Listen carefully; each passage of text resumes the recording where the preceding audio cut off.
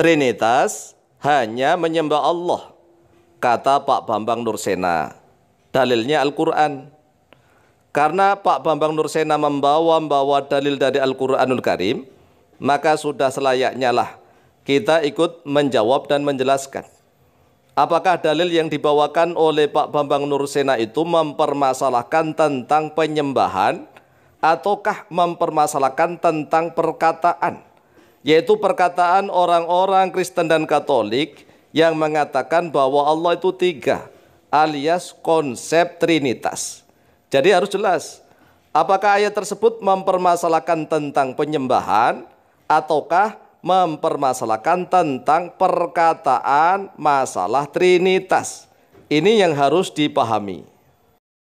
Dalam beberapa kali seminar yang videonya diunggah di YouTube, kami dengarkan ceramah Pak Bambang Nursena yang mengatakan bahwa para penganut konsep Trinitas itu tidak menyembah tiga Tuhan yang berbeda-beda, tetapi hanya menyembah satu Tuhan saja, yaitu Allah.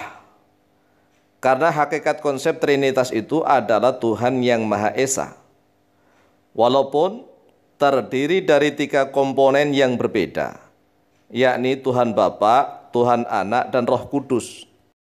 Tiga komponen itu pada hakikatnya adalah satu, yaitu satu kesatuan Allah yang tak terpisahkan. Oleh sebab itu, umat Kristen dan Katolik sebenarnya hanya menyembah satu Tuhan saja, yaitu Allah.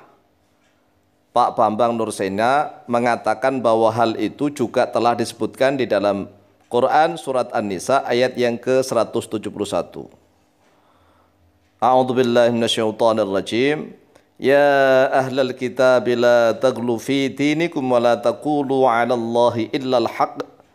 Innamal masihu Isa ibn Maryam rasulullah wa kalimatuhu alqaha ila Maryam wa ruhum min. Fa aminu billahi wa rusulihi wa la taqulu thalathah. Intahu khairan lakum. Innamallahu ilahu wahid. Subhanahu ayyakuna lahu walad, lahu ma fis samawati wa ma fil ard, wa kafa billahi wakila. Sekarang marilah kita memaknai, memberikan arti Al-Quranul Karim surat An-Nisa ayat yang ke-171. Kita beri makna, kita berikan arti per lafaz, per kata. A'udzubillahi minasyaitonirrajim. Ya ahlal kitabi, wahai ahlul kitab. Siapakah yang dimaksud ahlul kitab?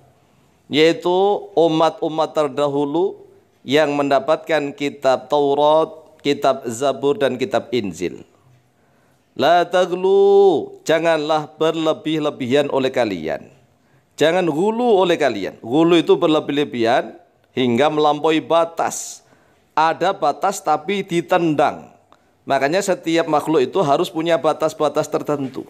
Jangan sampai melampaui batas. Kalau sudah melampaui batas berarti sudah keluar dari rel yang sudah ditetapkan. Fi dinikum, di dalam agama kalian. Wala taqulu, dan janganlah berkata oleh kalian 'alallahi, pada Allah, illal haqqa, kecuali pada kebenaran.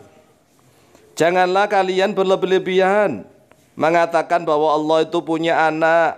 Jangan sama sekali. Jangan menjadikan tandingan bagi Allah Subhanahu wa taala. Karena Allah itu tidak butuh apapun dan tidak butuh siapapun, ya. Kemudian dilanjutkan, ditegaskan dengan bunyinya begini. Innamal masihu Isa ibn Maryam rasulullah. Innamal masihu, sesungguhnya hanyalah al-masihu, Masih Isa bin Maryam, ialah Isa bin Maryam, Rasulullah, yaitu utusan Allah. Di dalam ayat ini ada inna ditambahi ma zaidah. Ma az-zaidah lil hasri.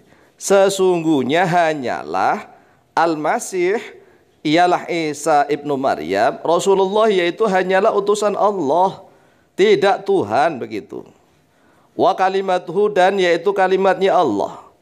Kalimatnya Allah di sini maksudnya adalah ucapan firman dari Allah, kun, jadilah oleh engkau, fayakunu, maka jadi. Perhatikan redaksinya, wa kalimatuh di situ mufrad bentuknya, bukan jamak, bukan plural, tetapi mufrad. Artinya kejadian Al-Masih Isa bin Maryam yang diciptakan oleh Allah dari rahim seorang perawan yang suci, dengan cukup mengucapkan kalimat kun fayakunu, jadilah maka jadi. Jangan diartikan seperti orang-orang Kristen dan Katolik itu, bahwa Yesus itu adalah manifestasi dari seluruh firman Allah karena adalah kalimatnya Allah.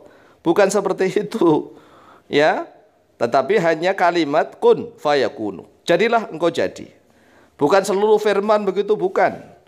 Alqaha, yang telah memberikan oleh Allah ha pada kalimat itu, ila Maryam, kepada Maryam. Sebenarnya makna alqa adalah bermakna mendatangkan laki, mendatangkan ha kalimat itu ila Maryam. Warohun, dan yaitu roh minhu, darinya Allah. Perhatikan lagi lafadznya, warohun minhu.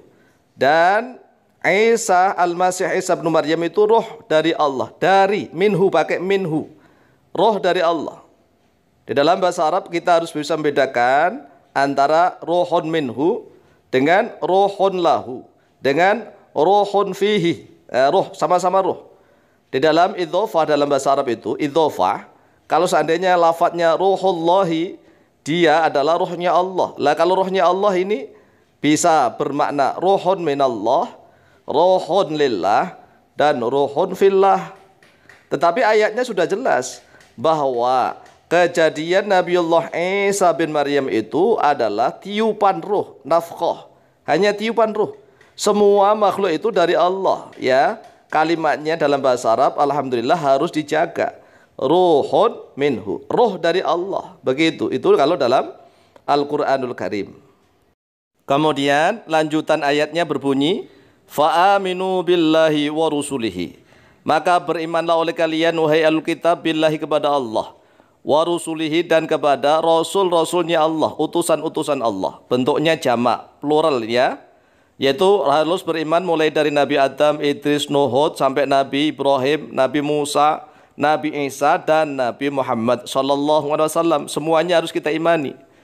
Kemudian wala taqulu thalathatun. Ini yang harus digarisbawahi. Wala taqulu, dan janganlah berkata oleh kalian wahai Alkitab, thalathatun, bahwa Allah itu tiga, kesatuan. Jangan mengatakan bahwa Allah itu trinitas. Jadi yang dipermasalahkan adalah ucapan kalian, bukan masalah penyembahan kalian, bukan. Kalian mau menyembah satu Tuhan silahkan, mau menyembah tiga-tiganya silahkan. Itu tidak dipermasalahkan. Yang dipermasalahkan adalah kalian jangan mengatakan bahwa Allah itu adalah tiga, kesatuan atau trinitas. Perhatikan lafadznya menggunakan bahasa Arab, wala taqulu, janganlah berkata oleh kalian. Jadi sekali lagi ya, jadi yang dipermasalahkan adalah ucapan kalian tentang konsep kalian, yaitu kalian mengatakan bahwa Allah itu tiga, dari tiga kesatuan atau trinitas atau tritunggal. Intahu khairal lakum, berhentilah oleh kalian, khairan, pada lebih baik, lakum, bagi kalian. Jadi kalian disuruh berhenti, jangan mengatakan bahwa Allah itu tiga atau trinitas. Berhenti. Itu lebih baik bagi kalian. Innamallahu ilahu wahidun, sesungguhnya Allah ilahun, yaitu Tuhan, wahidun, yang satu. Ucapkan saja bahwa Allah itu ya Maha Esa, Maha Tunggal, Maha Satu. Tidak ada trinitas, ya, tidak ada trinitas. Subhanahu, Maha Suci Dia Allah. Ayyakuna, sekiranya ada lahu baginya Allah waladun, oleh anak. Jadi nggak usah pakai Allah punya anak, Allah punya ini, punya itu, nggak usah. Lahu, yaitu tetap bagi Allah, ma bermula sesuatu fis samawati, di beberapa langit, wa ma fil ardi, dan suatu di bumi. Wa kafa billahi wakila, dan cukuplah billahi, pada Allah, wakila, sebagai wakil. Hanya Allah sajalah wakil dalam hal segala urusan. Ya, kalau kita mewakilkan kepada DPR, kadang-kadang kita merasa tidak punya wakil. Ya, wakil kita hanya Allah satu-satunya, begitu. Ini sekali lagi yang dipermasalahkan adalah perkataan kalian tentang trinitas, konsep kalian tentang trinitas, bukan masalah penyembahan kalian. Kemudian diperkuat di dalam surat At-Taubah ayat yang ke-30. Bisa dilihat. Wa qalatil yahudu Uzair ibnullah, dan telah berkata oleh orang Yahudi, Uzair adalah anak Allah. Ini juga masalah perkataan, qalat. Orang Yahudi berkata bahwa Uzair anaknya Allah. Wa qalatin nasara al-masih ibnullah.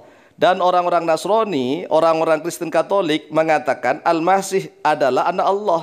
Jadi yang dipermasalahkan adalah perkataan dzalika qauluhum. Nah ini diperkuat lagi, dzalika bermula itu qauluhum, yaitu ucapan atau perkataan mereka. Bi afwahihim, dengan mulut-mulut mereka. Yudahiuna ayusyabihuna, yang menyerupai oleh mereka orang-orang Yahudi dan Nasrani qaulal ladzina, pada perkataan orang-orang yang kafaru, telah kafir oleh mereka, alladzina min qablu, dari yang sebelumnya. Jadi wahai Alkitab, kalian ini kan punya kitab. Mengapa kalian menirukan perkataan orang-orang kafir? Jangan begitu, ya. Jadi jangan meniru perkataan orang-orang kafir, sedangkan kalian ini punya kitab yang dari Allah. Jadi yang dipermasalahkan adalah ucapan atau perkataan. Wallahu ta'ala a'lam bishawab.